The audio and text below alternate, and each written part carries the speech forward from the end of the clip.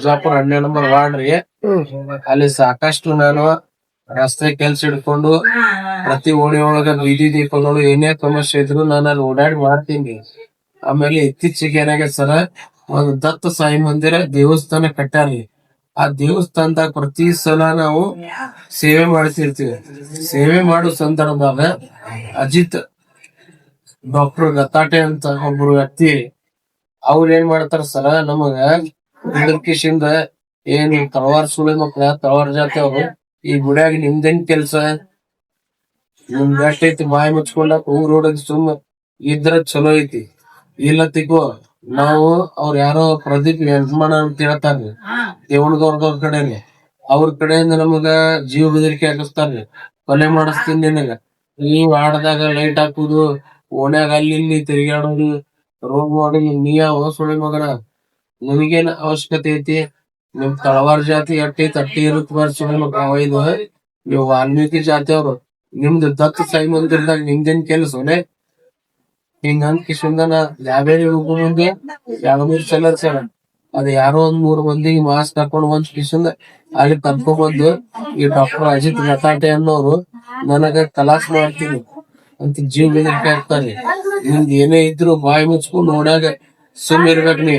ಆ ಅಂಬಾಬಾನಿ ಗುಡಿದು ಮತ್ತ ದತ್ ಸಾಯಿ ಮಂದಿರದು ನೀ ಯಾವ ಒಳ್ಳೆ ಕೇಳಕ ಸುಮ್ ಎಟ್ಟದಿ ಅಟ್ಟ ಇರುತ್ತೆ ಬಾಬು ಸುಡಿ ಮಗ, ಹೊಡೆದೋಗಿದ್ರು ನಿಮ್ ತಳವಾರ ಜಾತಿ ಯಾವ ಇಲ್ಲಿ ಇರುದಿಲ್ಲ, ಯಾವನು ಕೇಳೋದಿಲ್ಲ, ಎಟ್ಟೈತಿ ಅಟ್ಟು ಪೂರ್ತಕ್ಕೆ ಅಟ್ಟೆ, ನೀನ್ ಮನಿ ಆಯ್ತಿ ನೀ ಆಯ್ತಿದ್ದಿ ಚಲೋ, ಇಲ್ಲಾಂದ್ರ ನೋಡ್ ಮತ್ ಮುಂದಿನ ದಿನದಾಗ ನಿನಗ ಜೀವನ ಹೊಡಿಸ್ತೀವಿ ಅಂದ್ರ ನಾ ಸರ್ ಒಂದು ಸಾಮಾಜಿಕ ಕೆಲ್ಸ ನಾವ್ ಮಾಡ್ಬೇಕು ಮಾಡ್ಬಾರ್ದು ಹೇಳ್ತ ಸರ್.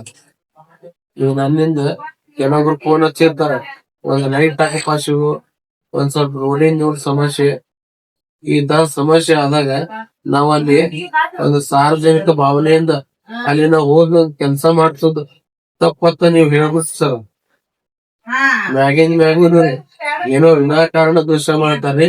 ಮತ್ತೊಂದು ಕ್ಲಿನಿಕ್ ಇಟ್ಕೊಂಡಾಗ ಅದು ಕ್ಲಿನಿಕ್ ದಾಗ ಅಕ್ರಮವಾಗಿ ಅವು ನಶೆ ಮಾತ್ರೆ ಕೊಡುದು, ಆಮೇಲೆ ನಶೆ ಸಿಗರೇಟ್ ಕೊಡುದು, ಇಂಥವೆಲ್ಲ ಕೇಳಕ್ ಪ್ರಶ್ನೆ ಮಾಡಕ್ ಹೋದಾಗ ಸುಮ್ಮನೆ ನಮ್ ಹತ್ರ ದುಡ್ಡು ಐತಿ, ಯಾವ ಪೊಲೀಸ್ ನಿನಗೇನ್ ಕೇಳ್ತಾನ, ಸೀದಾ ನಿನಗೆ ಏನ್ ಮಾಡಿಸ್ತೀವಿ, ಈ ಹುಷಾರೊಳಗಿರು ಮಗನ, ಇಲ್ಲಾಂದ್ರೆ ನಿನ್ ಜೀವ ಹೊಡಿಸ್ಬೇಕು, ಈ ತರ ಭಯ ಆಗ್ತದ ಸರ್.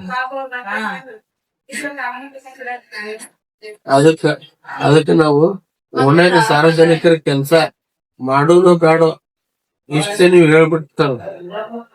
ನಾನು ಮಾನ್ಯ ಪೊಲೀಸ್ ಅಧಿಕಾರಿಗಳು, ಪೊಲೀಸ್ ವರಿಷ್ಠಾಧಿಕಾರಿಗಳ ಕಡೆ ನಾವು ಒಂದು ಮನವಿ ಮಾಡ್ಕೊಳ್ತೀನಿ, ದಯವಿಟ್ಟು ಸರ ನನಗ ಆತ್ಮರಕ್ಷಣೆಗೆ ನೀವು ಸಹಕಾರ ಮಾಡ್ಬೇಡಿ.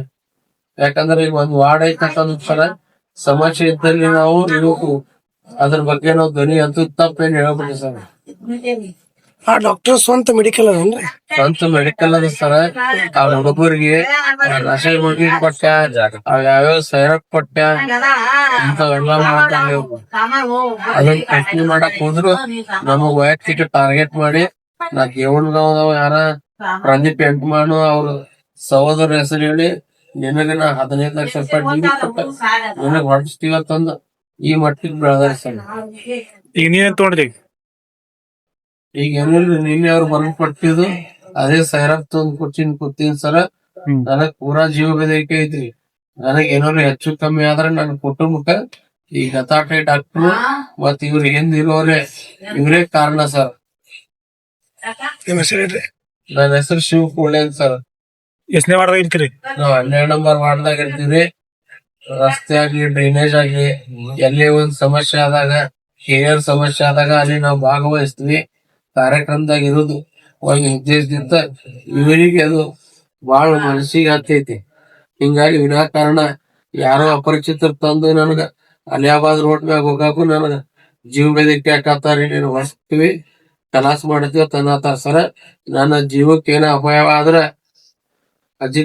ಡಾಕ್ಟರ್ ಅಜಿತ್ ಗೌಡ್ರ ಗತಾಟೆ ಅವರೇ ಕಾರಣ, ಮತ್ತ ಅವ್ರ ಹಿಂದಿದ್ದ ಸಹಚರರು ಅವರೇ ಕಾರಣ ಸರ್.